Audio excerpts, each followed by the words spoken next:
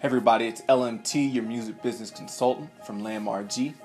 Today we're going to talk about copyrights, and we're going to talk about copying versus creativity and where that line is drawn in the sand.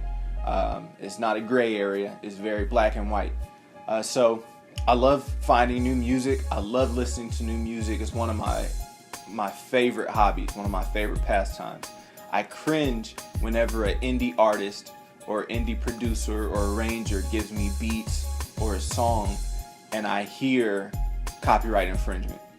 And it's not always easy to notice. It could be something as simple as a 2-second sample that they've taken from another song, and it doesn't even have to be lyrics. It could just be a musical loop that they've taken out of another song. That's infringement. It might be creative, but it's still borrowing without asking, which is another way of saying stealing, which is another way of saying copyright infringement in the music world. If your creativity has been infringed on, one of the things that you can do is notify the individual or company that's at fault that they have infringed on your material.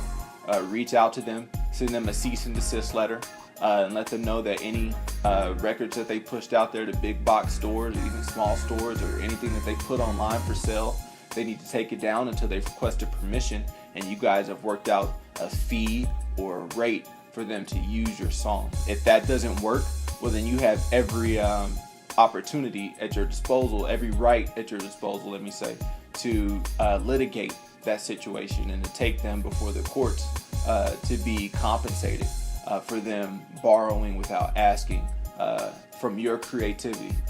Now, on the other hand, if you want to use a sample from another song, if you want to use lyrics from another song, if you want to use the entire song, if you want to use 1 second of that song, you need to ask for permission.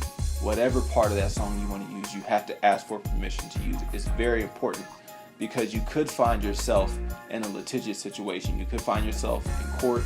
You could find yourself being sued. You could find yourself having to pay back all the money that you earned from the album and then some for infringement. What you have to do is request a license to use a song. Now the different licenses vary, and we'll get into that in another video, but just understand that when you meet an arranger or a producer or somebody who's giving you music, if you're an artist and you didn't write it, you need to check up and see where do these lyrics come from. Listen to the music and ask them, can you show me like how you made this, how you composed this, did you play this? I want to see, because at the end of the day, it's your reputation that's at stake and it's your career that's at stake.